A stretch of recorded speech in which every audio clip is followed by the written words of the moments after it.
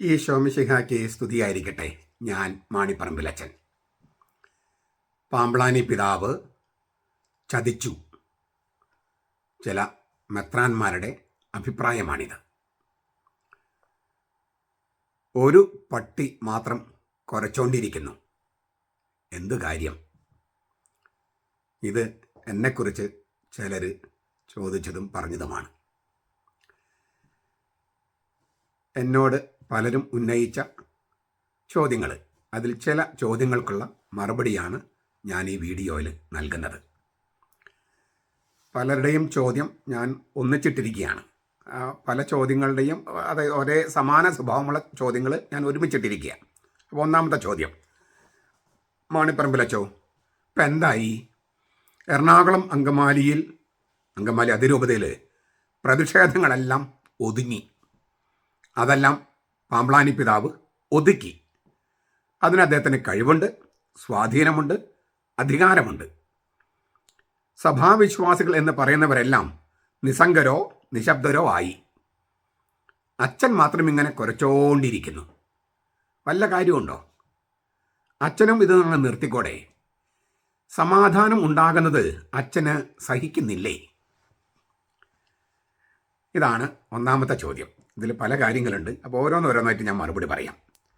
ഒന്ന്, സഭാവിശ്വാസികളെല്ലാം നിശബ്ദരായെന്ന വാദത്തോട് എനിക്കത്ര യോജിപ്പില്ല. തക്ക സമയത്ത് കർത്താവ് തനിക്ക് വേണ്ടി പ്രവർത്തിക്കുന്നവരെ ഉയർത്തും. എനിക്കതിൽ യാതൊരു സംശയവുമില്ല. ഇപ്പം ഇങ്ങനെ നിസ്സംഗരായി നിശബ്ദരായി ആരുമൊന്നും ചെയ്യുന്നില്ല എന്നൊക്കെ വിചാരിച്ചിരിക്കുന്നുണ്ടാകാം. ഈ ജനങ്ങൾ നിശബ്ദരാകുമ്പോൾ നിങ്ങൾ കർത്താവിൻ്റെ എതിരാളികൾ ദേവാലയത്തിൽ വെച്ച് ചോദിച്ചു, ഈ കുട്ടികളൊക്കെ നിനക്ക് വേണ്ടി ആർത്ത് വിളിക്കുന്ന നീ കാണുന്നില്ലേ?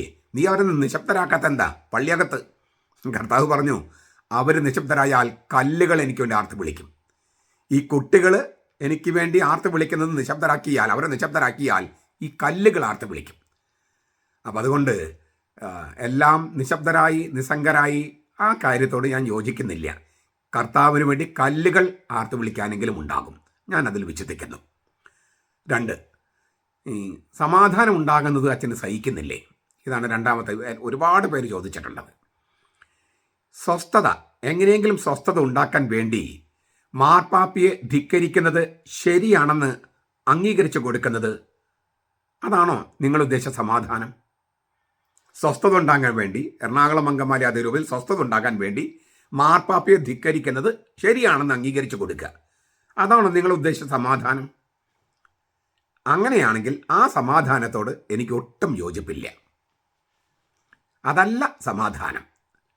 സമാധാനം ഉണ്ടാകാൻ വേണ്ടിയായിരുന്നെങ്കിൽ മാർട്ടിൻ ലൂതർ പറഞ്ഞ സംഗതിയോട് മാർപ്പാപ്പ അങ്ങ് സമ്മതിച്ചു കൊടുത്താൽ ഇങ്ങനെ സഭ നെടുകെ പിളരുമായിരുന്നോ? പ്രോട്ടസ്റ്റന്റ് സഭ, കത്തോലിക്ക സഭ എന്ന് പറഞ്ഞ് ഈ മാർട്ടിൻ ലൂതർ പറഞ്ഞ കാര്യങ്ങൾ അങ്ങ് അംഗീകരിച്ചു കൊടുത്തിരുന്നെങ്കിൽ സഭ പിളരില്ലായിരുന്നല്ലോ, സമാധാനം ഉണ്ടാകുമായിരുന്നില്ലേ?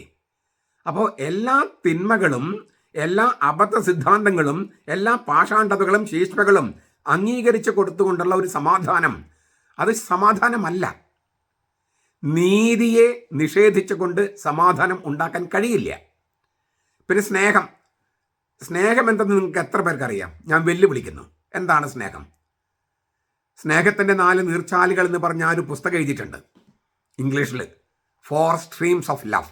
സ്നേഹം എന്താണെന്ന് ഞാൻ അവിടെ നിർവചിച്ചിട്ടുണ്ട്. സംശയം ഉണ്ടെങ്കിൽ ഇനി ഞാൻ പറഞ്ഞത് വിശ്വസിക്കേണ്ട. കൊറിന്തോസുകാർക്ക് എഴുതിയ ലേഖനത്തിൽ 1-ാമത്തെ ലേഖനത്തിൽ 13-ാമത്തെ അധ്യായം, സ്നേഹം അനീതി സഹിക്കുന്നില്ല എന്ന് അവിടെ എഴുതിയിട്ടുണ്ട് പൗലോസ് ലീഗ. സ്നേഹം അനീതിയെ സഹിക്കില്ല. ഇവിടെ അനീതിയാണ്. കത്തോലിക്ക സഭ എന്ന് പറഞ്ഞാൽ മാർപ്പാപ്പയെ അനുസരിക്കുന്നവരാണ്. ക്രിസ്തുവിനെ അനുഗമിക്കുകയും മാർപ്പാപ്പയെ അനുസരിക്കുകയും ചെയ്യുന്നവരാണ്. ഇത് മാർപ്പാപ്പയെ അനുസരിക്കുകയില്ല എന്ന് ദൃഢപ്രതിജ്ഞ എടുത്തവര്, അവർ ശരിയാണെന്ന് പ്രഖ്യാപിച്ച് ഒരു സമവായമോ സമാധാനമോ ഉണ്ടാക്കുന്നത് ഈ ലോകത്ത് കേട്ടുകേൾവിയില്ലാത്തൊരു സംഗതിയാണ്. അത് പാമ്പ്ളാനി പിതാവല്ല, തട്ടിൽ പിതാവല്ല, മറ്റാര് ചെയ്താലും തെറ്റ് തന്നെയാണ്. പിന്നെ 3-ാമത്തെ ചോദ്യമാണ്, അച്ഛൻ ഇങ്ങനെ കുരച്ചുകൊണ്ടിരിക്കുന്നു. ഒരു പട്ടി മാത്രം കുരച്ചുകൊണ്ടിരിക്കുന്നു. മറ്റു പട്ടികളൊക്കെ മിണ്ടാട്ടം മുട്ടി, അവരൊക്കെ കുരയ്ക്കൽ നിർത്തി. ഈ മാണിപ്പറമ്പിലച്ഛൻ മാത്രം ഇങ്ങനെ കുരച്ചുകൊണ്ടിരിക്കുന്നു. വല്ല കാര്യമുണ്ടോ? ഈ ഇപ്പോഴല്ല, പണ്ട് മുതലേ ഞാൻ ഒരു തനി വട്ടനാണ്, ഭ്രാന്തനാണ് എന്നൊക്കെ പലരും കളിയാക്കിയിട്ടുണ്ട്. എൻ്റെ ക്ലാസ്മേറ്റ്സ് കളിയാക്കിയിട്ടുണ്ട്, എൻ്റെ അപ്പം കളിയാക്കിയിട്ടുണ്ട്. നിങ്ങളിൽ ചിലർ എന്നെ പേപ്പട്ടി എന്നാണ് വിളിക്കുന്നത്. ഞാനത് കുറച്ച് ആസ്വദിക്കുന്നുണ്ട്.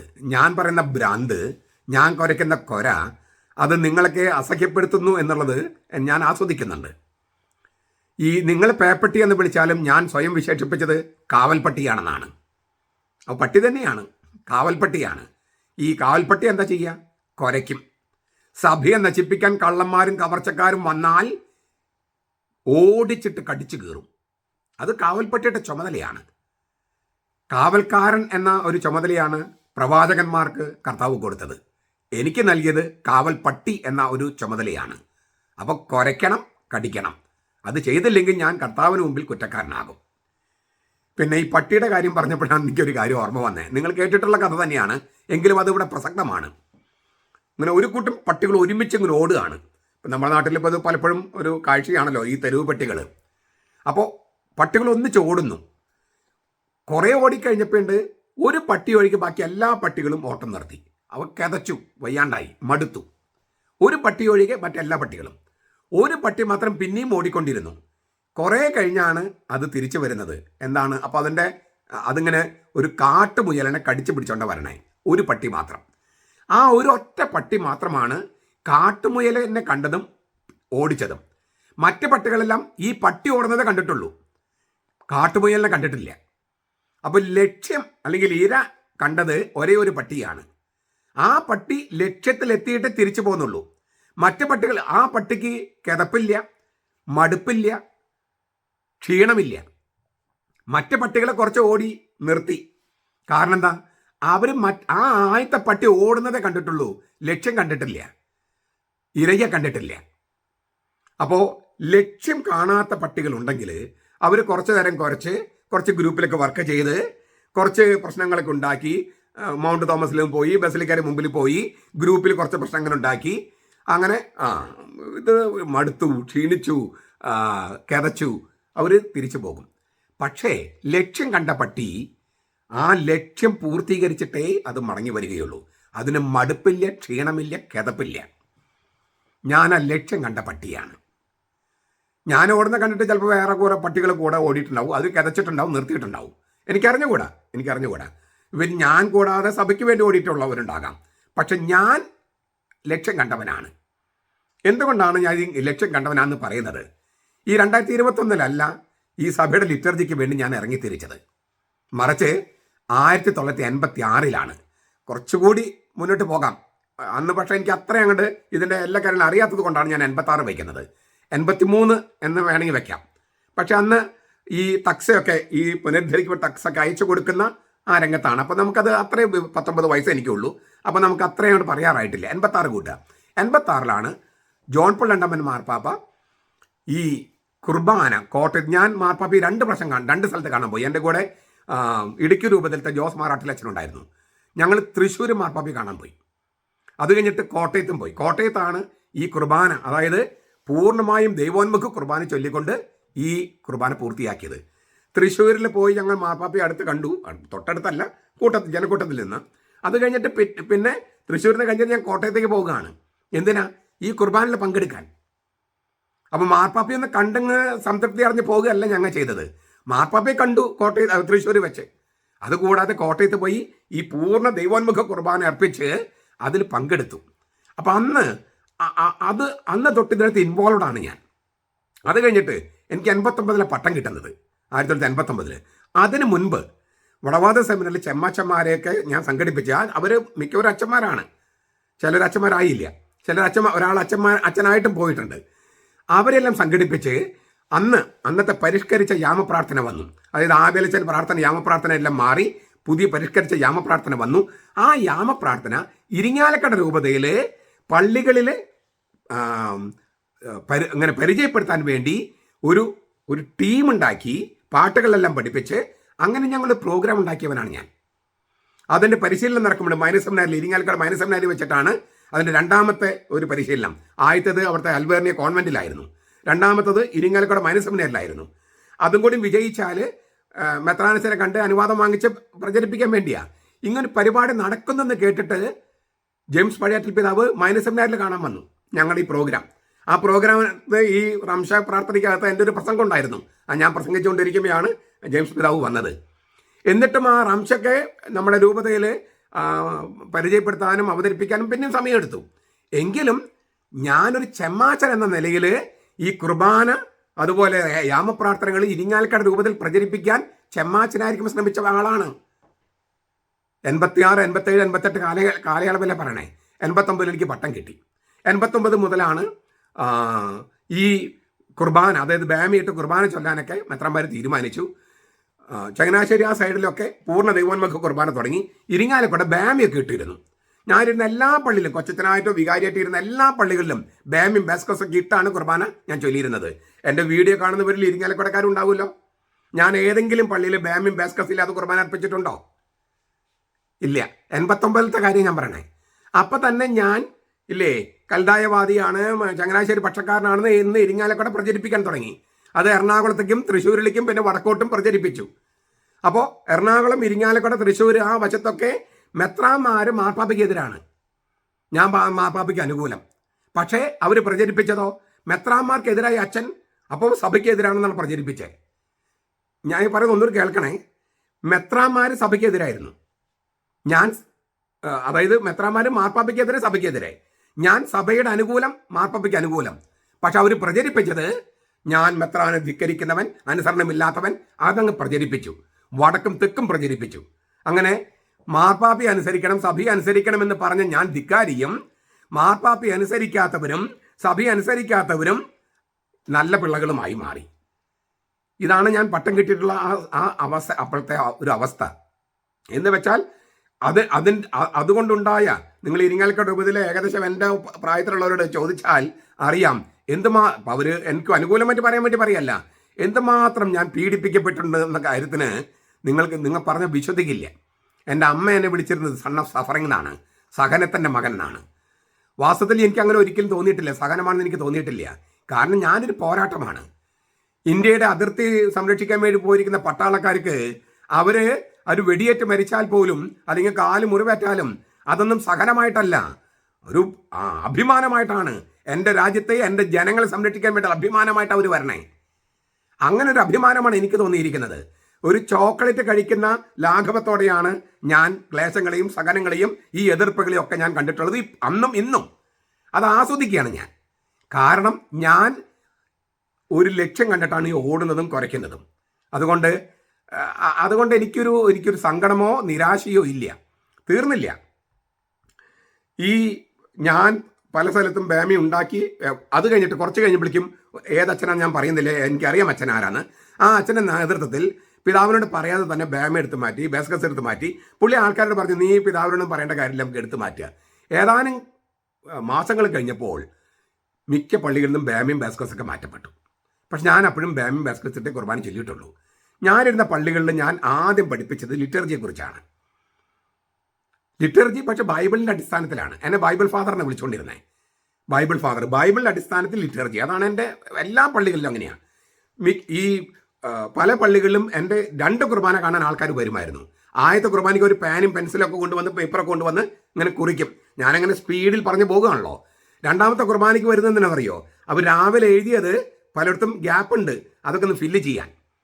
ഒരേ പ്രസംഗമാണ്, ഞാൻ അങ്ങനെ പുതിയ കാര്യങ്ങളൊക്കെ പറയുമായിരുന്നു, എങ്കിലും അവർക്ക് കിട്ടുമായിരുന്നു. ഒരു 10-15 പേര് മിക്കവാറും പള്ളികളിൽ രണ്ടാമത്തെ കുർബാനയ്ക്ക്, ഞാൻ ചൊല്ലുന്ന രണ്ടാമത്തെ കുർബാനയ്ക്കും വരുമായിരുന്നു പ്രസംഗം കേൾക്കാൻ വേണ്ടി. അത് കഴിഞ്ഞിട്ട് അവർ പോകും. രാവിലെ അവർ മുഴുവൻ കുർബാനയും കണ്ടിട്ടുള്ളതാണ്.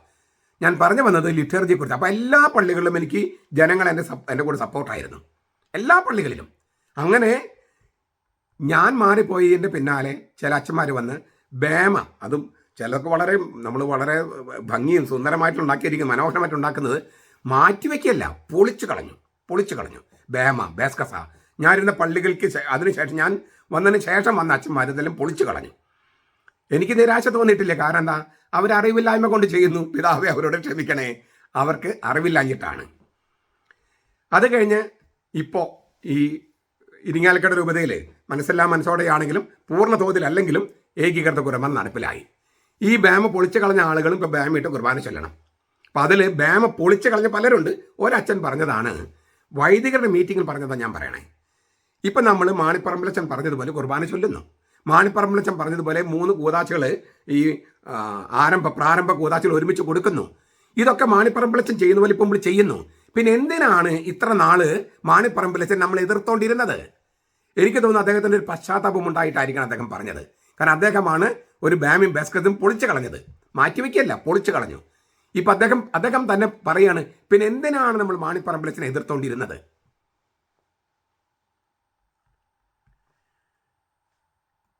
ഈ പട്ടം കിട്ടുന്നതിന് മുമ്പ്, പട്ടം കിട്ടിയതിന് പിന്നാലെ ഞാൻ ചെയ്തൊരു കാര്യം കൂടി പറയാൻ ആഗ്രഹിക്കുക. 1989 പട്ടം കിട്ടിയെന്ന് ഞാൻ പറഞ്ഞല്ലോ. അതിൻ്റെ പിന്നാലെ ഞാൻ വചനജ്യോതി എന്നൊരു പരിപാടി നടപ്പാക്കി. അതിനുശേഷം അത് ആദ്യത്തെ വർഷം. 2ാമത്തെ വർഷം തക്സ, അതായത് മാർപ്പാപ്പ കുർബാന ചൊല്ലിയ തക്സ, അതാണ് 30 കുടുംബ സമ്മേളന യൂണിറ്റുകളിൽ ഞാൻ പരിചയപ്പെടുത്തിയത്.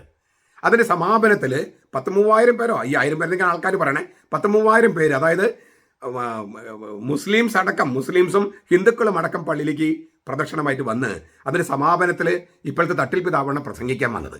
അദ്ദേഹത്തിന് അറിയാമായിരുന്നു, എനിക്ക് അറിഞ്ഞുകൂടാ, ഈ തക്സയുമായിട്ടാണ് ആൾക്കാർ വരുന്നത് എന്ന കാര്യം അദ്ദേഹത്തിന് അറിയാമായിരുന്നു, എനിക്ക് അറിഞ്ഞുകൂടാ. ഏതായാലും അദ്ദേഹത്തിനെ പ്രസംഗിക്കാൻ വിളിച്ചത് മാളപ്പള്ളിയിൽ പള്ളിമുറ്റത്ത് അദ്ദേഹം പള്ളിമുറ്റത്ത്, കാരണം പള്ളിമുറ്റവും അതിന് തൊട്ട് മുമ്പിൽ ഒരു സ്കൂളുണ്ട്, അത്രയും നിറഞ്ഞായിരുന്നു ആളുകൾ. മാണിപ്പറമ്പിൻ്റെ പട്ടാളം എന്നാണ് അന്ന് ആൾക്കാരെന്നെ കളിയാക്കിയിരുന്നത്. അത്രമാത്രം ജനങ്ങളായിരുന്നു. അന്ന് ആരും പ്രതീക്ഷിച്ചില്ല. അപ്പോൾ ഈ 89, 90, 91 കാലയളവിലത്തെ കാര്യം ഞാൻ പറയണത്. ഇപ്പോൾ ഇത് 2025. അപ്പോൾ എത്ര വർഷമായി ഞാൻ ഈ കുർബാനയ്ക്ക് വേണ്ടി നിലകൊണ്ടിട്ട് അതിൻ്റെ പേരിൽ എനിക്ക് വന്ന വ്യക്തിപരമായ നഷ്ടങ്ങൾ വളരെ വലുതാണ്. ഇപ്പോഴും അങ്ങനെ തന്നെയാണ്. ഇപ്പം എറണാകുളം ബുക്ക് സ്റ്റോളുകളിലാണ് എൻ്റെ പുസ്തകങ്ങൾ ഏറ്റവും കൂടുതൽ വിറ്റുപോയിരുന്നത്. എറണാകുളത്തെ അച്ഛന്മാർ എൻ്റെ പുസ്തകങ്ങൾ ധാരാളം വാങ്ങിച്ചിരുന്നു. ഇപ്പോൾ അവർ വാങ്ങിക്കില്ലെന്ന് മാത്രമല്ല, എല്ലാ കന്യാസ്ത്രീമാരുടെയും സ്ഥാപനങ്ങളും പറഞ്ഞിരിക്കുകയാണ്, മാണിപ്പറമ്പിലച്ഛൻ്റെ പുസ്തകങ്ങളൊന്നും തന്നെ വാങ്ങിക്കരുത്. അപ്പോൾ എന്തുമാത്രം നഷ്ടമാണ് എനിക്ക് വന്നിരിക്കുന്നത്. എൻ്റെ പുസ്തകങ്ങൾ വാങ്ങിക്കില്ല. എന്നാന്ന് ചങ്ങനാശ്ശേരി, പാല, കാഞ്ഞിരപ്പള്ളി അവർ വാങ്ങിക്കുമോ? അവരും വാങ്ങിക്കില്ല. കാരണം എന്താ? ഇങ്ങൊരു ഇരിങ്ങാലക്കുടക്കാരനാണ്, എറണാകുളത്ത് വടക്കുള്ള ആളാണ്. അതുകൊണ്ട് അവരും വാങ്ങിക്കൽ കുറവാണ്. വാങ്ങിക്കണില്ലെന്ന് ഞാൻ പറയുന്നില്ല, അവരും വാങ്ങിക്കുന്നത് കുറവാണ്. എറണാകുളത്താണ് ഏറ്റവും കൂടുതൽ വിറ്റ് പോയിരുന്നത്, അവരും വാങ്ങിക്കുന്നില്ല. വ്യക്തിപരമായ നഷ്ടങ്ങൾ, സാമ്പത്തിക നഷ്ടം, ഒരുപാട് നഷ്ടങ്ങൾ, വ്യക്തിപരമായ നഷ്ടങ്ങൾ എനിക്കുണ്ടായിട്ടുണ്ട്. പക്ഷെ ഇതൊന്നും ഒരു നഷ്ടമായിട്ട് ഞാൻ പരിഗണിക്കില്ല. കാരണം എന്താ? ഞാൻ കർത്താവിന് വേണ്ടിയാണ്, സഭയ്ക്ക് വേണ്ടിയാണ്.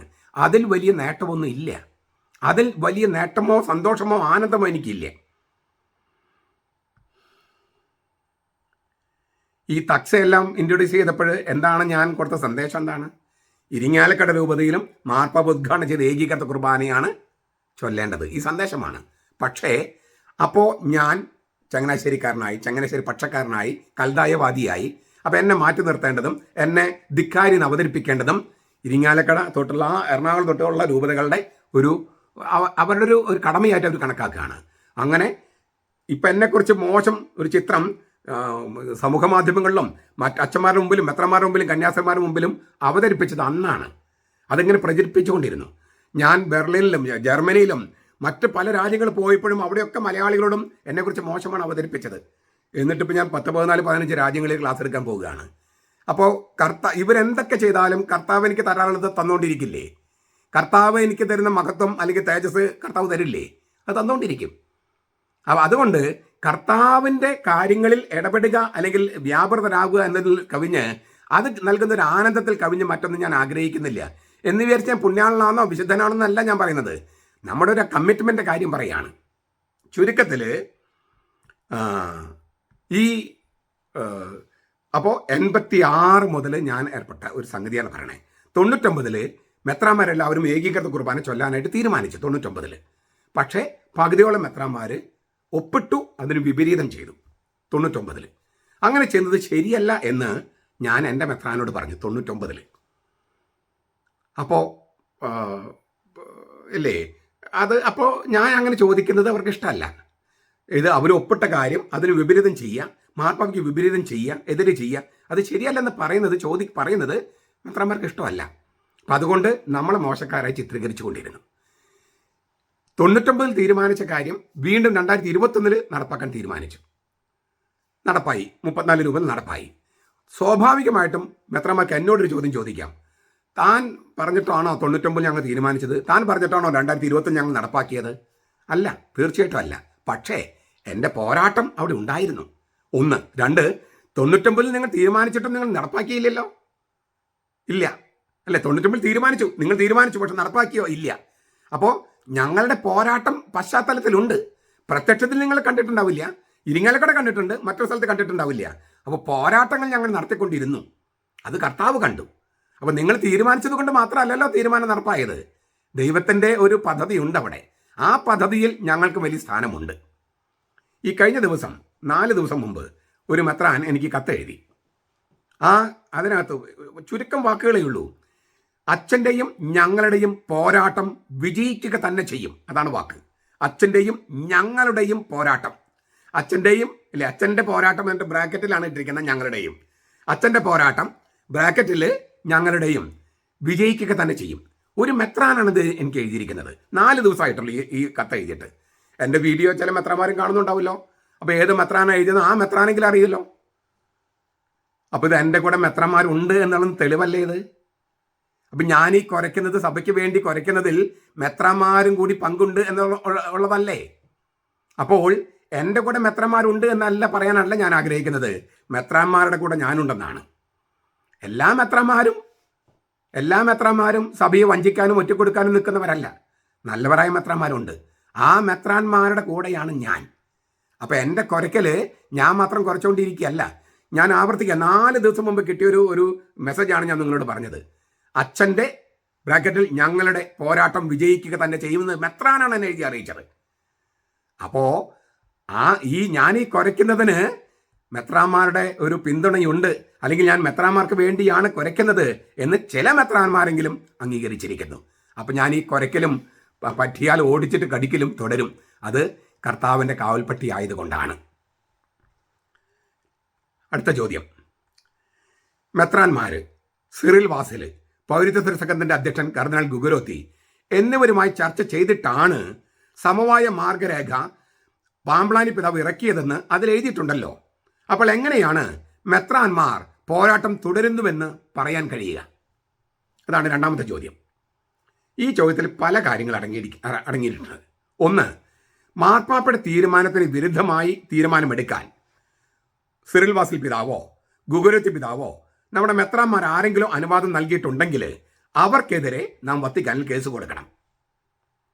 മാർപ്പാപ്പയ്ക്കെതിരെ തീരുമാനമെടുക്കാൻ സിറിൽ വാസിൽ പിതാവും ഗുഗുരോത്തി പിതാവും പിന്നെ നമ്മുടെ മെത്രാന്മാരും സമ്മതിച്ചിട്ടുണ്ടെങ്കിൽ അവർക്കെതിരെ, മാർപ്പാപ്പയ്ക്കെതിരെ തീരുമാനമെടുക്കാൻ ഇവർ സമ്മതിച്ചാൽ അവർക്കെതിരെ നമ്മൾ കേസ് കൊടുക്കണ്ടേ? മറിച്ചാണെന്ന് വിചാരിക്കുക, അവരൊന്നും അവന് അനുവാദം കൊടുത്തിട്ടില്ലെങ്കിൽ, ഒരു പുകമറ സൃഷ്ടിച്ചിട്ടാണ് ഈ സമവായ മാർഗരേഖ ഉണ്ടാക്കിയിട്ടതെങ്കിൽ വത്തിക്കാൻ അല്പം താമസിച്ചാണെങ്കിലും നടപടികൾ എടുക്കില്ലേ? എടുക്കും. പിന്നെ സമവായ മാർഗരേഖ, അതാണ് നിങ്ങൾ പറഞ്ഞ വാക്ക്, സമവായ മാർഗരേഖ. എന്താണത്? അത് മുഴുവൻ വൈരുദ്ധ്യങ്ങളാണ്. മുഴുവൻ, തുടക്കം മുതൽ അവസാനം വരെ വൈരുദ്ധ്യങ്ങളാണ്. അതിനേക്കാളേറെ തിന്മയുമായുള്ള കരാറുകളാണ്. ഈ സമവായ മാർഗരേഖ എന്ന് പറയുന്നത് തിന്മയുമായുള്ള ഒരു ഉടമ്പടിയാണ്, തിന്മയുമായുള്ള ഒരു മാർഗരേഖയാണ്, ഒരു കരാറാണ്. എന്നിട്ട് എന്ത് സംഭവിച്ചു? 328 പള്ളികളാണ് എറണാകുളം അങ്കമാലി അതിരൂപതയിലുള്ളത്. അതിൽ 200ഓളം പള്ളികളിൽ ഈ സമവായ മാർഗരേഖയിൽ പറയുന്ന ഏകീകൃത കുർബാന ചൊല്ലുന്നില്ല. 328ൽ 200 പള്ളികളിൽ ഈ ഏകീകൃത കുർബാന ചൊല്ലുന്നേയില്ല. രാവിലെ 5:30ക്കും 10:30ക്കും ഇടയിലോ ഉച്ച കഴിഞ്ഞ് 3:30ക്കും 6:30ക്കും ഇടയിലോ എന്ന് സമവായ മാർഗരേഖയിൽ എഴുതിയിട്ടുണ്ടെങ്കിലും 328ൽ 200ഓളം പള്ളികളിൽ ഈ ഏകീകൃത കുർബാന ചൊല്ലുന്നേയില്ല. ഞാൻ എന്താണ് ഈ സമവായ മാർഗരേഖ ഇറങ്ങി അന്ന് പറഞ്ഞത്? അന്നത്തെ കൂരിയായെ മാറ്റാൻ വേണ്ടിയുള്ള അടവാണിത്. കൂരിയായെ മാറ്റി പുതിയ കൂരിയ വന്നു. 328ൽ 200ഓളം പള്ളികളിൽ ഈ ഏകീകൃത കുർബാന ചൊല്ലുന്നേയില്ല. അപ്പോൾ ഈ സമവായ മാർഗരേഖ വിജയമാണോ പരാജയമാണോ? പരാജയമാണ്, പാടെ പരാജയം. എന്തുകൊണ്ടാണ് ഈ കൂരിയായി പ്രശ്നമായിരുന്നത്? ഈ വിമത വൈദികരും അൽമായ മുന്നേറ്റക്കാരും ചേർന്ന് നടത്തുന്ന പണത്തിന്റെ അഴിമതി അത് മറച്ചു വെക്കാൻ വേണ്ടിയാണ് കൂരിയായി മാറ്റണമെന്ന് പറഞ്ഞത്. അത് മറച്ചു വെക്കാൻ വേണ്ടിയാണ് ഇപ്പോഴും ഇല്ലാത്തൊരു ഭൂമി കുംഭകോണ കേസ് ഇപ്പോഴും ഇന്നത്തെ TV ചർച്ചയിൽ പോലും മുന്നേറ്റക്കാരൻ പറഞ്ഞുകൊണ്ടിരിക്കുന്നത്. മെത്രാന്മാർക്കെതിരെയാണ് അങ്ങോര് പറഞ്ഞുകൊണ്ടിരിക്കുന്നത്. അങ്ങോരെ ഒന്ന് നിലയ്ക്ക് നിർത്താൻ ഉള്ള ധാർമ്മിക ശക്തി മെത്രാന്മാർക്ക് ഇല്ലാത്തത് എന്തുകൊണ്ടെന്ന് എനിക്ക് ആലോചിച്ചിട്ട് ഇതുവരെയും പിടിത്തം കിട്ടിയിട്ടില്ല. കത്തോലിക്ക സഭയെ മൊത്തത്തിൽ നാറ്റിക്കുകയാണ് ആ മനുഷ്യൻ. കയറിയിരുന്നിട്ട് ഭൂമി കുംഭകോണം, ക്വാറി, മറ്റത് മറിച്ച് എന്നൊക്കെ പറയുന്നു. എല്ലാ മെത്രാന്മാരും അഴിമതിക്കാരാന്ന് പറയണു. അങ്ങനെയുള്ള ഒരാളുമായിട്ട് പാമ്പ്ളാനി പിതാവ് ഒത്തുതീർപ്പിലെത്തുന്നു. എന്നിട്ട് അദ്ദേഹം തന്നെ പാമ്പ്ളാനി പിതാവിനെതിരെ മാധ്യമങ്ങളിലൂടെയും ചാനൽ ചർച്ചയിലും സംസാരിക്കുന്നു. ഇതെല്ലാം കണ്ടിട്ടും കേട്ടിട്ടും എല്ലാവരും മിണ്ടാതിരിക്കുന്നു, പ്രത്യേകിച്ച് മെത്രാന്മാര്. അപ്പോ ഇല്ലാത്ത ഭൂമി കുംഭകോണം ഇപ്പോഴും പറഞ്ഞുകൊണ്ട് സഭയെ നാറ്റിക്കുന്ന എന്തിനാ? ഈ മുന്നേറ്റക്കാരും വിമത വൈദികരും ചേർന്ന് ഇത് സഭാകോടതി കണ്ടെത്തിയ കാര്യം ഞാൻ പറയണ കേട്ടോ. ഞാൻ തെളിവില്ലാണ്ട് വായുവിലിട്ട് ഇങ്ങനെ മുഷ്ടിച്ചുവിട്ടുകയല്ല, ഞാൻ നിഴൽക്കുത്ത് നടത്തുകയല്ല. സഭാ കോടതി പണം കട്ടെടുക്കുന്നു. ലൂട്ടിംഗ് മണി എന്ന വാക്ക ഉപയോഗിച്ചിരിക്കുന്നത്. പണം കട്ടെടുക്കുന്നു, അപഹരിക്കുന്നു. അങ്ങനെ പണം അപഹരിക്കുന്ന ആളുകളെയാണ് പാമ്പ്ളാനി പിതാവ് സംരക്ഷിക്കണേ. അതിനർത്ഥം പാമ്പ്ളാനി പിതാവ് അനീതി ചെയ്യുന്നുവെന്നാണ്, അങ്ങൊരു കുറ്റക്കാരനാണെന്നാണ്. കുറ്റക്കാരനെന്ന് സഭാ കോടതി വിധിച്ചിട്ടുണ്ട്. അങ്ങനെയുള്ള ഒരാളെ മെത്രാന്മാരെല്ലാവരും കൂടി സപ്പോർട്ട് ചെയ്യുന്നെങ്കിൽ ആ മെത്രാന്മാർക്ക് വേണ്ടിയാണ് നരകം. പാമ്പ്ളാനി പിതാവ് എന്ന് പറഞ്ഞ കുറ്റക്കാരെന്ന് സഭാ കോടതി വിധിച്ച ഒരാളെ തട്ടിൽ പിതാവിനെയും കുറ്റക്കാരൻ വിധിച്ചിട്ടുണ്ട്. അവരെ സപ്പോർട്ട് ചെയ്യാനാണ് ഈ മെത്രാൻ സിനഡിൽ മെത്രാന്മാർ തയ്യാറാകുന്നതെങ്കിൽ അവർക്ക് വേണ്ടിയാണ് അഗ്നി നരകം. തീ കെടാത്ത അഗ്നി നരകം അവർക്ക് വേണ്ടിയാണെന്നാണ് കർത്താവ് പറഞ്ഞിട്ടുണ്ടാവുക.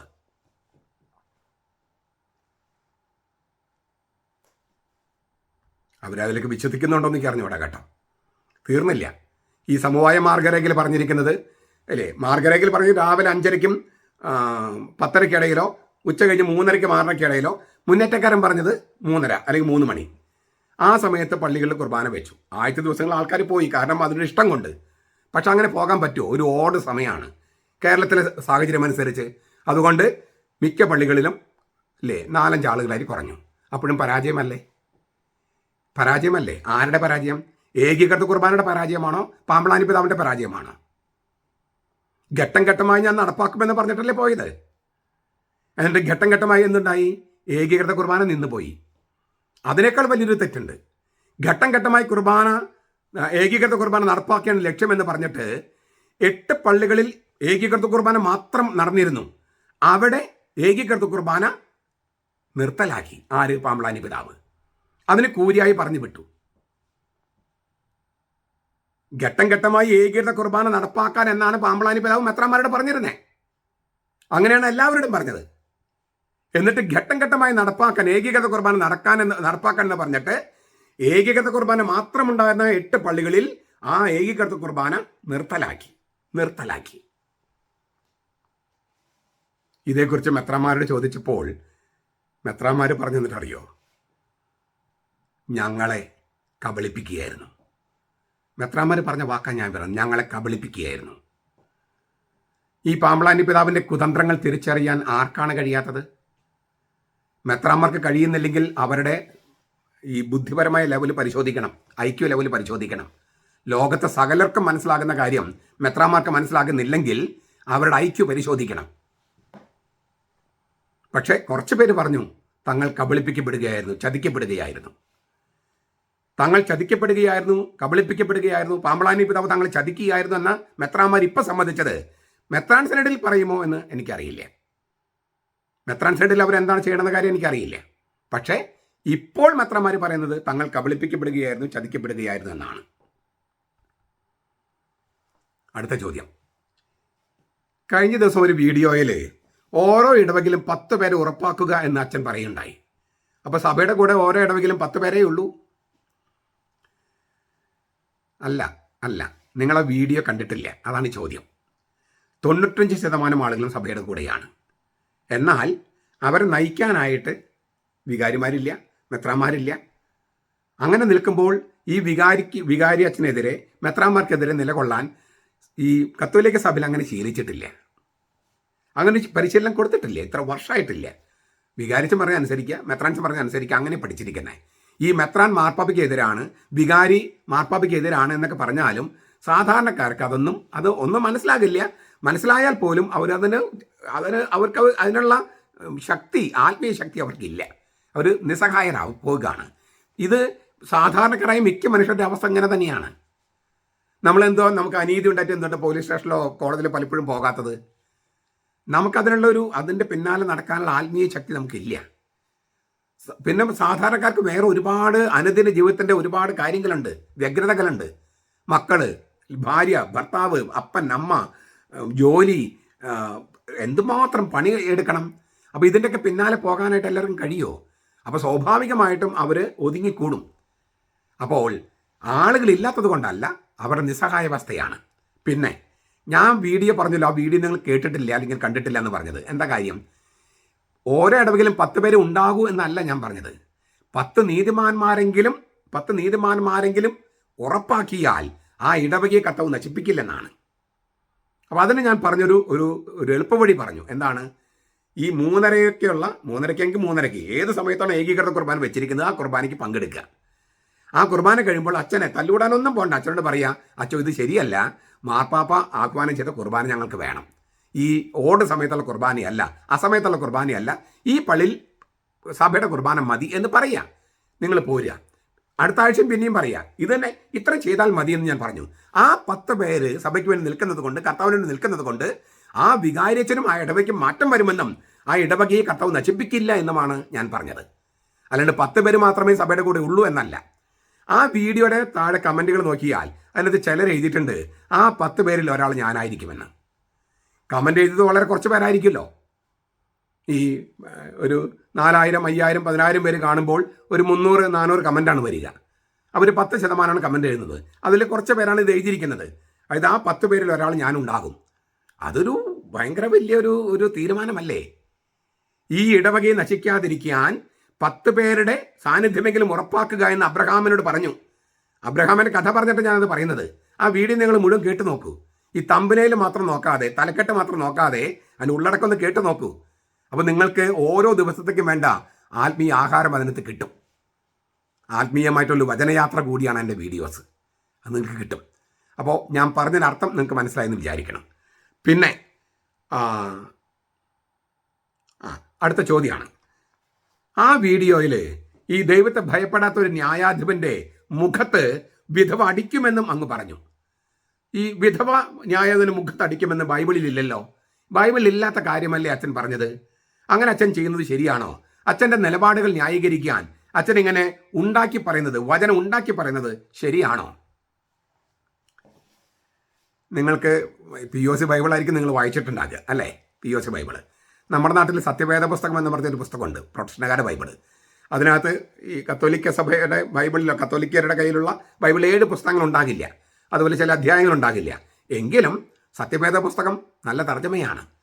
അതിൽ 7 പുസ്തകങ്ങൾ കുറവാണെങ്കിൽ പോലും സത്യവേദ പുസ്തകം നല്ല തർജ്ജമയാണ്. തനി ലിറ്ററലാണ്, ആക്ഷരികമാണ്. അതിൽ നിന്ന് എടുത്ത് നോക്കിയാൽ എങ്ങനെ കിടക്കണേന്ന്. ഞാൻ ആ വാചകം വായിക്കാം. സത്യവേദ പുസ്തകമല്ല ഞാൻ തർജ്ജമ ചെയ്തിരിക്കുന്നത്, പക്ഷേ സത്യവേദ പുസ്തകത്തിൽ അങ്ങനെ തന്നെയാണെന്നാണ് എൻ്റെ അറിവ്. പിന്നെ അവൻ ഇങ്ങനെ ഉള്ളിൽ പറഞ്ഞു, ഞാൻ ദൈവത്തെ ഭയപ്പെടുകയോ മനുഷ്യനെ മാനിക്കുകയോ ചെയ്യുന്നില്ല. എങ്കിലും ഈ വിധവ എന്നെ ശല്യപ്പെടുത്തുന്നത് കൊണ്ട് ഞാൻ അവൾക്ക് നീതി നടത്തി കൊടുക്കും. അല്ലെങ്കിൽ അവൾ എന്നെ മുഖത്തടിക്കും. മുഖത്ത് അടിക്കും. POC ബൈബിളിൽ അസഹ്യപ്പെടുത്തുമെന്നാണ് ഇല്ലേ? ഈ വിധവ എന്നെ ശല്യപ്പെടുത്തുന്നത് കൊണ്ടും അവളിനെ അസഹ്യപ്പെടുത്താതിരിക്കാനും ഞാൻ അവൾക്ക് നീതി നടത്തി കൊടുക്കും. അസഹ്യപ്പെടുത്തുക എന്നാണ് POC ബൈബിളിൽ. സത്യവേദ പുസ്തകത്തിൽ മുഖത്തടിക്കുമെന്നാണ്, ഞാനും മുഖത്തടിക്കുമെന്നാണ് പറഞ്ഞത്. ഗ്രീക്കിൽ ഈ വാക്ക്, ഇത് ലൂക്കാസിന്റെ സുവിശേഷം 18:5 ഈ ലൂക്കാസിന്റെ സുവിശേഷത്തിൽ 18:5 അതിൻ്റെ ഗ്രീക്ക് ഹിപ്പോപിയാറ്റ്സോ എന്നാണ്. ഹിപ്പോപിയാറ്റ്സോ. ശരിക്കും വാക്ക് സ്പോർട്സ് ഉണ്ടല്ലോ, കായിക മത്സരങ്ങൾ, അതിൽ നിന്ന് വരുന്നതാണ്. ഈ ബോക്സിങ്ങിൽ ഇങ്ങനെ ഈ കണ്ണിന് താഴെ ഇടിക്കില്ലേ, ഇങ്ങനെ അതിനുപയോഗിക്കുന്ന വാക്കാണ് ഹിപ്പോപിയാറ്റ്സോ. ഇങ്ങനെ മുഖത്തിങ്ങനെ ഇടിക്കുക ബോക്സിങ്ങിൽ, അതാണ് ആ വാക്ക്. കണ്ണിന് താഴെ ഇടിക്കുക എന്നാണ് ആക്ഷരികം. അപ്പോൾ ഈ എതിരാളി ഇടിക്കുന്ന പോലെ ഇങ്ങനെ ഇടിക്കുന്ന പോലെ, കണ്ണിന് താഴെ ഇടിക്കുന്ന പോലെ ഇവളെന്നെ ഇടിക്കുമെന്നാണ് ഈ ദൈവത്തെ ഭയപ്പെടുകയോ മനുഷ്യരെ മാനിക്കുകയോ ചെയ്ത ന്യായാധിപൻ പറയുന്നത്. തീർച്ചയായിട്ടും എന്നെ അസഹ്യപ്പെടുത്തുക, കഷ്ടപ്പെടുത്തുക, പരുഷമായി പെരുമാറുക, ചിത്രവധം ചെയ്യുക, വീർപ്പ് മുട്ടിക്കുക, അതിരുവിട്ട് പെരുമാറുക എന്നൊക്കെ അർത്ഥമുണ്ട്. പക്ഷേ ഏറ്റവും നല്ല അർത്ഥം മുഖത്തടിക്കുക എന്ന് തന്നെയാണ്. അത് എന്തുകൊണ്ടാണ് അത് അങ്ങനെ പറയുന്നത്? ഗതി കെട്ടാൽ ഈ വിധവ ദേഹോപദ്രവം ഏൽപ്പിക്കുമെന്ന് ഈ ദൈവത്തെ ഭയപ്പെടുകയോ മനുഷ്യരെ മാനിക്കുകയോ ചെയ്ത ന്യായാധിപൻ സംശയിക്കുന്നു. ദേഹോപദ്രവം ചെയ്യും. ഗതികെട്ട് വികാരത്തള്ളല് അവള് ചിലപ്പോൾ ഇങ്ങോട്ടൊരു അടി അടിക്കും ഈ ന്യായാധിപനെ എന്നാണ് അങ്ങോട്ട് പേടിക്കുന്നത്. അടി കിട്ടിയിട്ട് ദേഹോപദ്രവം കിട്ടി വേദനയേക്കാൾ വലിയ മാനക്കേടാണ് ഒരു പെണ്ണിൻ്റെ അടി കൊള്ളുക എന്നുള്ളത്. പ്രത്യേകിച്ച് അക്കാലത്ത് ഒരു പെണ്ണിൻ്റെ അടി കിട്ടുമെന്ന് പറഞ്ഞപ്പോൾ തന്നെ തൂങ്ങിച്ചാവേ വേണം. അത്രയും സമൂഹത്തിൽ നാണക്കേടാണ്. അത് ഒഴിവാക്കാനാണ് നീതി നടത്തി കൊടുക്കും. കർത്താവിൻ്റെ എല്ലാ ഉപമകളിലും സംഭവങ്ങളിലൊക്കെ ഒരു ട്വിസ്റ്റ് കാണാം. തുടക്കത്തിൽ എന്താ പറഞ്ഞത്? ഭക്താശരാകാതെ എപ്പോഴും പ്രാർത്ഥിക്കണമെന്ന് പഠിപ്പിക്കാൻ അവൻ ഈ ഉപമ പറഞ്ഞു. പ്രാർത്ഥിക്കാൻ, അതായത് മടുപ്പ് കൂടാതെ പ്രാർത്ഥിക്കാൻ, അതിനെ ഉപമ പറഞ്ഞത്. പ്രാർത്ഥന പറഞ്ഞ് അവസാനം വരുമ്പോൾ നീതി നടത്തി കൊടുക്കും. ഈ ദൈവത്തെ മാനിക്കുകയോ മനുഷ്യരെ പേടിക്കുകയോ ചെയ്യാത്ത, ദൈവത്തെ ഭയപ്പെടുകയോ മനുഷ്യരെ മാനിക്കുകയോ ചെയ്യാത്ത ന്യായാധിപൻ നീതി നടത്തി കൊടുക്കുമെങ്കിൽ തന്നോട് രാവും പകലും വിളിച്ചപേക്ഷിക്കുന്നവർക്ക് നീതി നടത്തിക്കൊടുക്കാൻ ദൈവം കാലവിളംബം വരുത്തുമോ എന്നാണ്. നീതി നടത്തിക്കൊടുക്കാൻ പ്രാർത്ഥനയിൽ തുടങ്ങിയിട്ട് നീതിയിൽ അവസാനിക്കുന്നത്. അപ്പോൾ പ്രാർത്ഥന എന്തിനു വേണ്ടിയാണ്? നീതിക്ക് വേണ്ടിയാണ്. നീതി നടത്തി കിട്ടിയില്ലെങ്കിൽ ഈ വിധവ ആ ന്യായാധിപന്റെ മുഖത്തടിക്കുമെന്നാണ്. അപ്പം ഞാൻ മുഖത്തടിക്കുമെന്ന് ഞാൻ പറഞ്ഞത് മാണിപ്പറമ്പിലച്ചൻ ഉണ്ടാക്കി പറഞ്ഞതല്ല, അതിൻ്റെ മൗലിക പാഠത്തിൽ കിടക്കുന്നത് പറഞ്ഞതാണ്. നിങ്ങൾ ഈ POC ബൈബിൾ മാത്രം വായിക്കാതെ മറ്റ് ബൈബിളുകളും മറ്റ് പരിഭാഷകളൊക്കെ ഒന്ന് വായിച്ചു നോക്കിയാൽ ഈ ആരോപണം ഒഴിവാക്കാം. ഞാൻ ഉണ്ടാക്കി എൻ്റെ കാര്യം ന്യായീകരിക്കാൻ വേണ്ടി ഞാൻ ഒരിക്കലും തിരുവചനം വളച്ചൊടിക്കില്ല, ഒരിക്കലും ചെയ്യില്ല. അറിവില്ലായ്മ കൊണ്ട് സംഭവിച്ചു പോകാം, പക്ഷേ മനഃപൂർവ്വം ഞാൻ വളച്ചൊടിക്കില്ല. അപ്പം ന്യായാധിപൻ്റെ മുഖത്തടിക്കും, വിധവ അടിക്കുമെന്നുള്ളത് ബൈബിളിലുള്ളതാണ്. POC ബൈബിൾ മാത്രം നോക്കിയാൽ നമുക്ക് ഉത്തരം കിട്ടില്ല. മൗലിക പാഠം നോക്കിയാൽ ഗ്രീക്കോ ഹീബ്രുവോ അല്ലെങ്കിൽ അത് അത്രയും അതുപോലെ ആക്ഷരികമായി തർജ്ജമ ചെയ്തിരിക്കുന്ന സത്യവേദ പുസ്തകമൊക്കെ നോക്കിയാൽ ഞാൻ ഈ പറഞ്ഞ കാര്യം അവിടെ കാണും. അതുകൊണ്ട് ഈ ബൈബിൾ ഇല്ലാത്ത കാര്യം ഞാൻ ഉണ്ടാക്കി പറഞ്ഞു എന്ന് പറയരുത്.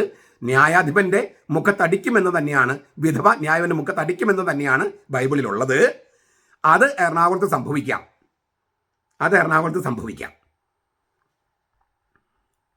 അടുത്ത ചോദ്യം. ഇപ്പം ഈ അടുത്ത കാലത്ത് 2 കന്യാസ്ത്രീകൾ അറസ്റ്റ് ചെയ്ത വിഷയത്തിൽ പാമ്പ്ളാനി പിതാവല്ലേ സ്കോർ ചെയ്തത്? എൻ്റെ മറുപടി, വാസ്തവത്തിൽ ഈ ചോദ്യം ചർച്ച ചെയ്യാൻ എനിക്ക് താല്പര്യമില്ല. ഞാൻ ഈ വിഷയത്തെക്കുറിച്ച് എൻ്റെ നിലപാടുകൾ അല്ലെങ്കിൽ അതിൻ്റെ കാര്യങ്ങൾ ഞാൻ 2-3 വീഡിയോയിൽ വളരെ ചെറിയ തോതിൽ അവതരിപ്പിച്ചിട്ടുണ്ട്. അതിൽ കൂടുതൽ പറയാൻ എനിക്ക് ആഗ്രഹമില്ല. ആ വിഷയം ചർച്ച ചെയ്യാൻ ആഗ്രഹമില്ല. ഇനി ഇപ്പം നിങ്ങൾ ചോദിച്ചതുകൊണ്ട് ഞാൻ ഉത്തരം പറയുകയാണ്. ഈ വിഷയത്തിൽ ശരിക്കും സ്കോർ ചെയ്തത് ആരാണ്? ആ 2 കന്യാസ്ത്രീമാരാണ്. അറസ്റ്റ് ചെയ്യപ്പെട്ട 2 കന്യാസ്ത്രീമാർ. അവർ അവരുടെ സഭാവസ്ത്രം ധരിച്ച് ശാന്തരായി, വലിയ ചിരിയുമില്ല എന്നാൽ വലിയ സങ്കടവുമില്ല, അക്ഷോഭ്യരായി അവർ ക്രിസ്തുവിന് സാക്ഷ്യം വഹിക്കുകയാണ് ചെയ്തത്. നമ്മൾ കണ്ട എല്ലാ വീഡിയോയിലും അവരെത്ര ശാന്തരായിട്ട് നിൽക്കുന്നു. അവർക്ക് എന്താ പറയുക, ഉത്കണ്ഠയോ ആകുലതയോ ഇല്ല. തീർച്ചയായിട്ടും വേദനയുണ്ട്, അവർക്ക് രോഗമുണ്ട്, നിലത്ത് ഒരുപാട് കഷ്ടപ്പാട് സഹിച്ചിട്ടും അവരുടെ മുഖത്തുള്ള ആ ക്രിസ്തീയ ചൈതന്യം 1% പോലും കുറഞ്ഞോ? ഈ 9 ദിവസം അവർ അവിടെ കിടന്നിട്ട് 9 ദിവസം ഈ പോലീസ് കസ്റ്റഡിയിൽ ആയിട്ട് ഒരല്പമെങ്കിലും ക്രിസ്തീയ ചൈതന്യം അവരുടെ മുഖത്തുനിന്ന് ചോർന്നു പോയോ? ഇനി അവർ ജയിലിലിട്ട് കൊന്നു എന്ന് വിചാരിക്കുക, എങ്കിൽ പോലും അവർ കർത്താവിനെ ഉപേക്ഷിക്കുമായിരുന്നില്ല. മൗനത്തിലൂടെ, അവരുടെ ആ ശാന്തമായ മൗനത്തിലൂടെ അവർ സുവിശേഷം പ്രസംഗിക്കുകയായിരുന്നു. ആ നേരം അത്രയും അവർ പ്രാർത്ഥിക്കുകയായിരുന്നു. അത് നമുക്ക് ഫീൽ ചെയ്യും. അനേകർ അവർക്ക് വേണ്ടിയും പ്രാർത്ഥിച്ചു. അവർക്കെതിരെ ആക്രോശിച്ചവരല്ലേ തോറ്റുപോയത്? അടിച്ചവരല്ലേ തളർന്നത്? അടി കിട്ടിയ ആ കന്യാസ്ത്രീമാർ, അല്ലെങ്കിൽ അവർക്ക് അടി കിട്ടിയെന്ന് പറയുന്നത് ഞാൻ ഈ അറസ്റ്റിന് ഉദ്ദേശമാണ് പറയാൻ, അവരല്ലേ വളരുകയും തിളങ്ങുകയും ചെയ്തത്. അതിൽ എത്രയോ 1000 പേരെയാണ് അവർ സുവിശേഷവൽക്കരിച്ചത്, സ്വാധീനിച്ചത്. തീർച്ചയായിട്ടും അവരെ പുറത്തിറങ്ങാൻ സഹായിച്ച്, ജാമ്യം കിട്ടി പുറത്തിറങ്ങാൻ സഹായിച്ച എല്ലാവരോടും, കക്ഷി രാഷ്ട്രീയ ഭേദമന്യേ എല്ലാവരോടും, പാർലമെന്റ് സംസാരിച്ചവര്, മന്ത്രിമാരുണ്ടെങ്കിൽ മന്ത്രിമാര്, MLA മാര്, MP മാര്, വിവിധ രാഷ്ട്രീയ പാർട്ടി എല്ലാവരോടും സഭയ്ക്ക് കടപ്പാടുണ്ട്, ഒരു സംശയവുമില്ല. പക്ഷേ രാഷ്ട്രീയ നേതാക്കന്മാർ ക്രെഡിറ്റ് എടുക്കാൻ നോക്കുന്നത് പോലെ ഏതെങ്കിലും മെത്രാൻ ക്രെഡിറ്റ് എടുക്കാൻ നോക്കിയാൽ അവർ ആത്മീയ നേതാക്കളല്ലെന്ന് വരും. അത് ക്രൈസ്തവരും അക്രൈസ്തവരും അങ്ങനെ തന്നെ വിധി എഴുതും. ആ വിധി കറക്റ്റായിരിക്കും. ആത്യന്തികമായി ക്രെഡിറ്റ് എടുക്കാൻ നോക്കിയ മെത്രാന്മാർക്ക് സംഭവിച്ചത് എന്താണ്? അവരാണ് നാണം കെട്ട് നിൽക്കുന്നത്. അതിൽ പരം ഒരു പരാജയം ഒരു മെത്രാന് സംഭവിക്കാനില്ല. ക്രെഡിറ്റ് എടുക്കാനായിട്ട്, ഇങ്ങനെയുള്ള കാര്യം ക്രെഡിറ്റ് എടുക്കാൻ രാഷ്ട്രീയ കക്ഷികൾ നോക്കും, കാരണം അവർക്ക് വോട്ട് കിട്ടണം. പക്ഷെ ഒരു ആത്മീയ നേതാവായ മെത്രാൻ അങ്ങനെ ശ്രമിച്ചാൽ ആ മെത്രാന്റെ ഏറ്റവും വലിയ പരാജയമാണിത്. അതിനേക്കാൾ വലിയ പരാജയം ഇല്ല. ഇനി ഇതുമായിട്ട് ബന്ധപ്പെട്ട് ഞാൻ വീഡിയോയിൽ പറഞ്ഞ കാര്യം ഒന്ന് ആവർത്തിക്കുക. ഇതിന് മുമ്പ് ഒരു വീഡിയോ, എത്ര നാളെ നീ ഓർക്കുന്നില്ല, ഒരു കൊല്ലത്തിന് മേലെയായിട്ടുണ്ട്. എറണാകുളം പ്രശ്നം പരിഹരിക്കാൻ വടക്ക് നിന്നും തെക്ക് നിന്നും ഒരു പ്രയാണം, ഒരു ഇല്ലേ ജാഥ എറണാകുളത്തേക്ക് വരണമെന്ന് പറഞ്ഞിട്ട് ഞാനൊരു വീഡിയോ ചെയ്തിരുന്നു. 46,000 പേരാണത് കണ്ടത്. 46,000 പേര്. എൻ്റെ വീഡിയോ കണ്ടതിൽ ഏറ്റവും കൂടുതൽ വീഡിയോ കണ്ടതിൽ ഒന്ന് അതാണ്. 2 വീഡിയോ ആണ് ഒരു 45-47 മേലെ പോയിരിക്കുന്നത്. ഈ വീഡിയോ 46,000 പേരാണ് 2 ദിവസം കൊണ്ടോ 3 ദിവസം കൊണ്ടോ കണ്ടത്. 46,000 പേര്, ഏതാണ്ട് 1,00,000 പേര് എന്ന് വെച്ചാൽ സുറിയാനി കത്തോലിക്ക സഭയുടെ ജനങ്ങളുടെ താല്പര്യമായിരുന്നു അത്. ഇപ്പം ഈ 2 കന്യാസ്ത്രീകൾക്ക് വേണ്ടി നമ്മൾ രംഗത്തിറങ്ങി, അത് വളരെ മഹത്തായ കാര്യം. അതുപോലെ കർത്താവിന് വേണ്ടി ഈ വടക്ക് തൊട്ട് തെക്ക് വരെയുള്ള രൂപതകളിൽ നിന്ന് ഒരു പ്രതിഷേധ റാലി എറണാകുളത്തേക്ക് വന്നിരുന്നെങ്കിൽ, അതാണ് ഞാൻ നിർദ്ദേശിച്ചത്. ഈ പ്രശ്നം എത്രയോ പണ്ട് പരിഹരിക്കപ്പെടുകയില്ലേ. 9 ദിവസം എടുത്തു കന്യാസ്ത്രീമാർക്ക് ജാമ്യം കിട്ടാൻ. ഇനിയും കുറെ മുന്നോട്ട് പോകേണ്ടി വരും FIR റദ്ദാക്കാൻ. നമുക്ക് ഈ എറണാകുളത്തെ പ്രശ്നം പരിഹരിക്കാൻ വടക്ക് നിന്നും തെക്ക് നിന്നും ഒരു എല്ലാ രൂപതകളും സംഘടിച്ചിട്ട് ഒരു പ്രതിഷേധ റാലി എറണാകുളത്തേക്ക് വന്നിരുന്നെങ്കിൽ ആ പ്രശ്നം പണ്ട് പരിഹരിക്കപ്പെടുമായിരുന്നില്ലേ. അപ്പം ഞാൻ ചോദിച്ച ചോദ്യം ഇതാണ്. ഈ 2 കന്യാസ്ത്രീമാർക്ക് നമ്മൾ വലിയ വില കൊടുത്തിട്ടുണ്ട്, അത് നല്ലത് തന്നെ. അവരെക്കാൾ വില കുറഞ്ഞ ആളാണോ നമ്മുടെ കർത്താവ് ശോമിച്ചിക? അവരെക്കാൾ വില കുറഞ്ഞതാണോ വിശുദ്ധ കുർബാന? ഈ ചോദ്യത്തിന് നമ്മുടെ മെത്രാന്മാർ ഉത്തരം തരണം. പന്തലിൽ താൻ എന്ത് ചെയ്യും? ഞാനൊന്നും ചെയ്യില്ല, കർത്താവ് ചെയ്തോളൂ.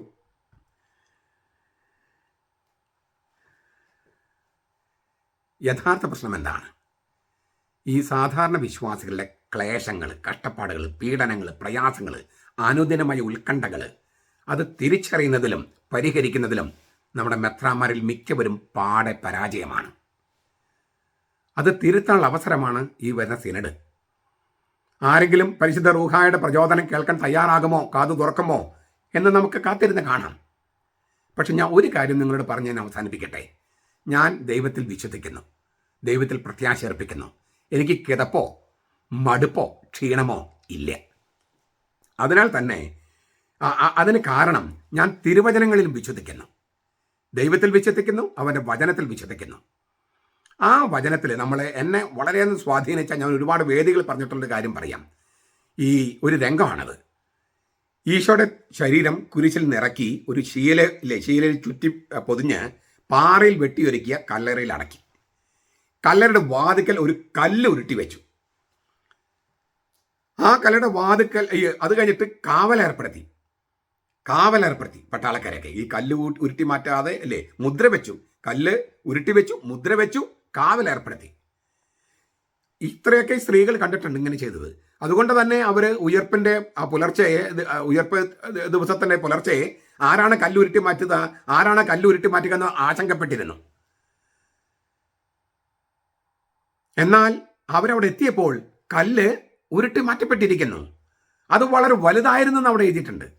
അപ്പം ഈ കല്ലിനെ കുറിച്ച് എന്തുമാത്രം എഴുതിയിരിക്കുന്നത് പാറയിൽ വെട്ടിയുണ്ടാക്കിയ ഒരു കബരിടം, അതിൻ്റെ വാതിക്കൊരു കല്ല്, അത് വളരെ വലിയ കല്ലാണ്. കല്ല് വെച്ച് മുദ്ര വെച്ചു, കാവലേർപ്പെടുത്തി. ആ കല്ല് ആരെടുത്ത് മാറ്റുമെന്ന് സ്ത്രീകൾക്ക് ശങ്കയുണ്ടായി. അത് പേടിച്ചവർക്ക് അറിയാൻ പാടില്ല. പക്ഷെ അവർ ചെന്നപ്പോൾ കല്ല് ഉരുട്ടി മാറ്റപ്പെട്ടിരിക്കുന്നു. ഈ കല്ല് മനുഷ്യന്റെ അവിശ്വാസത്തിന്റെ ഒരു പ്രതീകമാണ്. കർത്താവിനെ അടക്കം ചെയ്തു, മുദ്ര വെച്ച് കൊന്നു, കുഴിച്ചിട്ടു. ഇനൊരു കാരണവശാലും പുറത്തു വരാൻ പറ്റില്ല എന്നുള്ള മട്ടിൽ ഈ കല്ല് വെച്ച് മുദ്ര വെച്ചിരിക്കുകയാണ്. മനുഷ്യന്റെ അവിശ്വാസത്തിന്റെ വലിയൊരു പ്രതീകമാണ് ഈ കല്ല്. പക്ഷേ ഈ സ്ത്രീകൾ അവിടെ ചെല്ലുമ്പോൾ ഈ കല്ല് ഉരുട്ടി മാറ്റപ്പെട്ടിരിക്കുന്നു. എന്താ സംഭവിച്ചത്? കർത്താവിന്റെ മാലാഖ സ്വർഗത്തിൽ നിറങ്ങി കല്ല് ഉരുട്ടി മാറ്റി അതിന്മേലിരുന്നു. ഈ മർക്കോസിന്റെ സുവിശേഷം 16-ാം അധ്യായം, മത്തായിയുടെ സുവിശേഷം 28-ാം അധ്യായം വായിച്ചാൽ നിങ്ങൾക്ക് കിട്ടും, തുടക്കത്തിൽ തന്നെ കിട്ടും. കർത്താവിന്റെ മാലാഖ സ്വർഗത്തിൽ നിറങ്ങി കല്ല് ഉരുട്ടി മാറ്റി ആ കല്ലിലങ്ങ് കയറിയിരുന്നു. ഇത്ര വലിയ കല്ലാണ്, ഇത് ആര് ഉരുട്ടി മാറ്റും? മുദ്ര വെച്ചിരിക്കുന്നു, കാവൽക്കാരുണ്ട്. ആ പേടികളൊക്കെ സ്ഥാനത്തായി കർത്താവിന്റെ മാലാഖ വന്നപ്പോൾ. ഇപ്പോ തട്ടിൽ പിതാവും പാമ്പ്ളാനി പിതാവും മുന്നേറ്റക്കാരനും മുണ്ടാടനും ചേർന്ന് സഭയുടെ കുർബാനയെ എറണാകുളത്ത് അടക്കം ചെയ്ത്, ഒരു കല്ലറയിൽ അടക്കം ചെയ്ത്, വലിയൊരു പാറക്കല്ല് കൊണ്ടുവന്ന് അടക്കം ചെയ്ത് മുദ്ര വെച്ച് മൂടി വെച്ചിരിക്കുകയാണ്. അപ്പോൾ തട്ടിൽ പിതാവും പാമ്പാണി പിതാവും അതിനകത്തുണ്ട്, മുന്നേറ്റക്കാരനും മുണ്ടാടനും അതിനകത്തുണ്ട്. കർത്താവിൻ്റെ സഭയുടെ കുർബാന എറണാകുളത്ത് അടക്കം ചെയ്ത് കല്ലുരുട്ടി വെച്ച് സീല് വെച്ച് കാവൽക്കാർ ഏർപ്പെടുത്തിക്കുക. പുതിയ കൂരിയ കാവൽക്കാരാണ്. ഒരു കാരണവശാലും സഭയുടെ കുർബാന ചൊല്ലാതിരിക്കാൻ കൂരിയായ കാവൽ നിർത്തിയിരിക്കുക. എന്നിട്ട് അവർ സന്തോഷിക്കുകയാണ്. ഇതിനി ആർക്കും തുറക്കാൻ കഴിയില്ല, ഇവിടെ ഏകീകൃത കുർബാന വരില്ല, ജനാഭിമുഖ കുർബാനയെ ചൊല്ലൂ എന്നെല്ലാം പറഞ്ഞ് കല്ലിങ്ങനെ മുദ്ര വെച്ചിട്ട് ഇങ്ങനെ അർമാദിക്കുകയാണ് ഈ പറഞ്ഞ ആളുകളൊക്കെ. ആരാണെന്ന് കല്ല് ഉരുട്ടി മാറ്റുക എന്ന് സഭാവിശ്വാസികൾ ഭക്തസ്ത്രീകൾ ചോദിച്ചുകൊണ്ടേയിരിക്കുന്നു. ആരാണ് ഞങ്ങൾക്ക് വേണ്ടി ഏകീകൃത കുർബാന നടപ്പാക്കി തരിക എന്ന് അവർ ചോദിച്ചുകൊണ്ടിരിക്കുന്നു. ആരാണ് ഈ കല്ല് ഉരുട്ടി മാറ്റുക എന്ന് ഭക്തസ്ത്രീകൾ ചോദിക്കുന്നു. കാത്തേക്കൂ, കർത്താവിൻ്റെ മാലാഖ വരികയും, അത് 3-ാം നാളാണ്, അതായത് ദൈവത്തിൻ്റെ സമയത്ത്, കർത്താവിൻ്റെ ദിനത്തിൽ, കർത്താവിൻ്റെ സമയത്ത് കർത്താവിൻ്റെ മാലാഖ വരികയും ആ കല്ല് ഉരുട്ടി മാറ്റി കർത്താവ് വിജയം പ്രഖ്യാപിക്കുകയും ചെയ്യും. നമുക്കത് കാത്തിരിക്കാം, ആ വിജയത്തിന് കാത്തിരിക്കാം. ഞാൻ അതുവരെ കുരച്ചുകൊണ്ടിരിക്കും. നിങ്ങൾ അതിൽ പങ്കാളികളാകാൻ നിങ്ങൾക്കാകുന്ന തരത്തിലൊക്കെ ശ്രമിക്കുക. കർത്താവിൻ്റെ വാക്കിലും കർത്താവിൻ്റെ വാഗ്ദാനത്തിലും കർത്താവിൻ്റെ പരിശുദ്ധ റൂഹായുടെ ശക്തിയിലും വിശ്വസിക്കുക. പ്രത്യാശ നശിക്കാതെ മുന്നോട്ട് പോവുക. കർത്താവ് കൂടെ ഉണ്ടാകട്ടെ. നമ്മുടെ കർത്താവ് ഈശോ മിശിഹായുടെ കൃപയും പിതാവായ ദൈവത്തിൻ്റെ സ്നേഹവും പരിശുദ്ധാത്മാവിൻ്റെ സഹവാസവും നാം എല്ലാവരോടും കൂടി ഉണ്ടായിരിക്കട്ടെ, ഇപ്പോഴും എപ്പോഴും എന്നേക്കും. ആമേൻ.